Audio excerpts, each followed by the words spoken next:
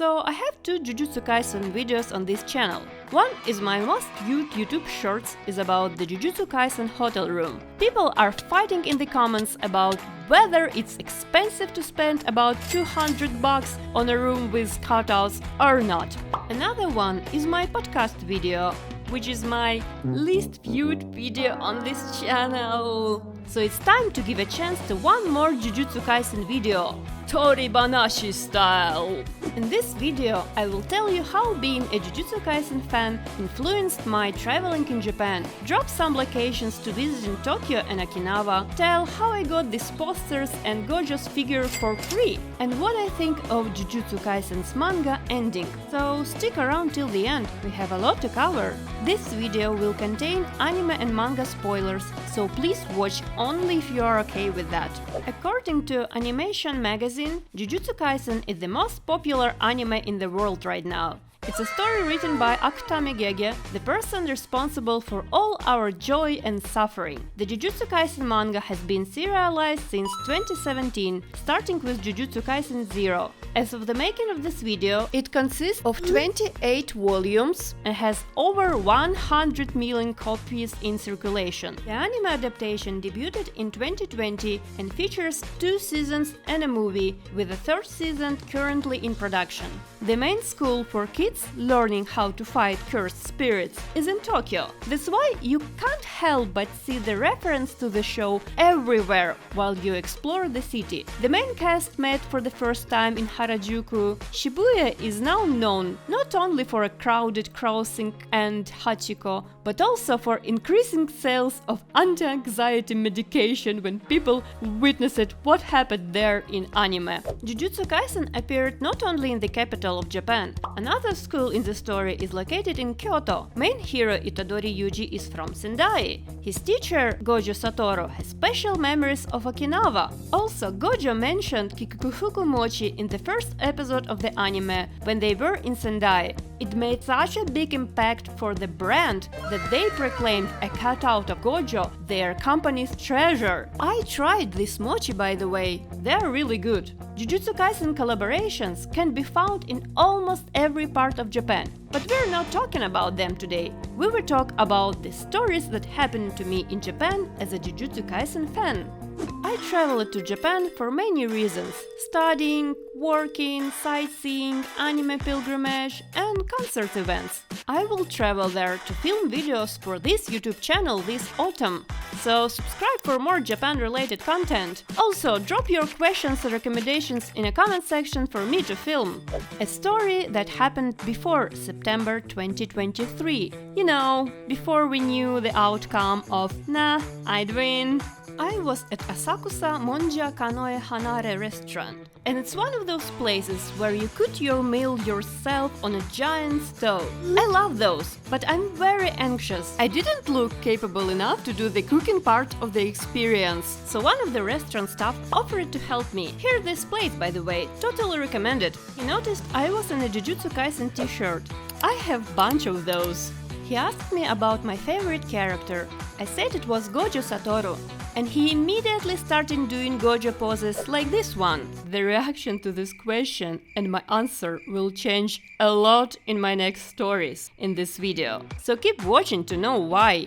Before leaving my table with probably cooked food, he asked what other anime I liked, and I said, "Hypnosis Mike Division Rap Battle." "You like pretty boys, don't you?" he said, and then left. Well, he was right. I have a full video about it. You can check it out after you finish this one. Stories that happened after September 2023. You know, when my life was split in 2 halves, like Gojo Satoru's body. I was chilling in Shinjuku Gyoen Park. I love to go there and touch the grass. The park has more than 70 types of sakura trees, and it's almost impossible to get there during Hanami season. You can find a small cherry blossom almost all year round. Look, I took pictures of those in October. After enjoying the park scenery, I decided to buy a ramune ice cream in a place under a tree. It's inside Shinjuku Gyoen Park. The shop assistant lady asked me, "So you like anime?" I had JJK pins on my bag. Yeah, I love Jujutsu Kaisen. The Shibuya arc was ongoing at the moment, and I told her I was just visiting Shibuya as a part of my anime pilgrimage. Then she noticed I had a separate Gojo pin. "So, who's your favorite character?" "Gojo Satoru." Her face changed. "You watch only anime, right? Right?" "I read manga." After awkward silence, she said, So sorry. Thank you." This would be a fun story on its own if it didn't happen to me more than once that day. After Shinjuku Park, I was heading to Ginza, to a Takarazuka theater that has female-only cast shows. If you want me to make a video about my Takarazuka experience, leave me a comment. So I arrived a bit early and went to a nice place, Gopan Ginza, and ordered coffee. The barista smiled at me and also noticed anime pins. Then he saw Gojo Satoru's pin. His face changed. He went to "I'm so sorry" part much quicker than the previous lady. He didn't even ask me if I was Gojo's fan. He just knew. How did I get Gojo's merch for free? One of my Japanese friends threw a party because I arrived in Tokyo. During dinner, I shared those "feel like in other people's eyes here, I'm a widow mourning Gojo Satoru" stories. And my Japanese friend asked, "So you're a Gojo fan, huh?" I was ready for another "I'm so sorry", but she went, "I won a box with goods at a festival and I have a bunch of merch including JJK. I can give it to you." And that's how I got my first Gojo noodle stopper and this poster. See, sharing stories can lead to nice things, right? Okinawa stories. I have 2 more stories that happened to me as a Jujutsu Kaisen fan in Japan. Last year, I traveled to Naha, Okinawa for the first time. I like it there, because I was also born near the sea, and resort cities make me feel nostalgic. I was near Daiichi Makishi Public Market, a place rich with Okinawan culture and cuisine, established in 1950s. And in a way, I think Jujutsu Kaisen has now become part of Okinawa's history too. I came across an official store there with merchandise dedicated to the Hidden Inventory arc, which is where I got this t-shirt.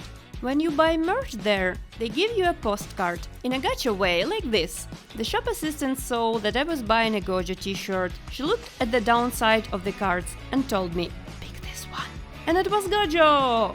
By the way, the people in Okinawa are incredibly friendly. While Japan is known for its politeness, which can sometimes feel a bit distant, Okinawa has a different vibe. People here are warm and approachable. I was treated to a coffee on a rainy day, and locals would casually strike up conversations while we watched Stray Cats, or even compliment my fashion sense. In other words, I absolutely love traveling to Okinawa. I went to a massage salon in Naha. Nothing weird, just a regular massage. And once again, my t-shirt caught the attention of the masseuse. She said she didn't know that people outside Japan were watching and reading Jujutsu Kaisen. And she asked me, "Why do you read JJK? The characters and the story? I and other Japanese read Jujutsu Kaisen and we don't understand it. Why do foreigners read it?" And her question gave me a bit of an existential crisis. But while I was working on this video, it hit me that despite some strange writing decisions, the story and characters still resonate deeply with so many real human emotions. It's probably why people I don't even know, who have no obligation to be nice, have expressed their condolences to me for the death of a fictional character. I know how challenging it is to always be kind and compassionate, yet you strive to do so. Just like Itadori Yuji, I often find myself hiding behind humor and teasing when I care about someone, much like Gojo Satoru does.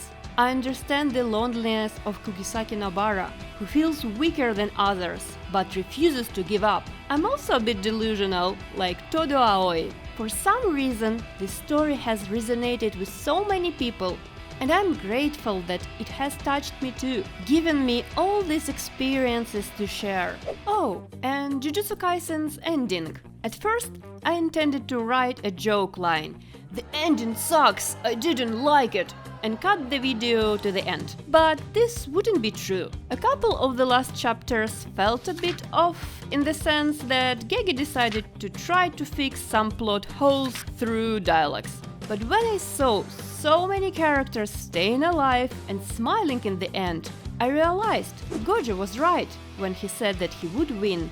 And he won. His final wish, which he shared with Yuji in the last chapter, was to be forgotten and to have a world that doesn't need Gojo Satoru, the strongest sorcerer, to survive. Even though the Jujutsu Kaisen world remains a dangerous place, it will be okay without him.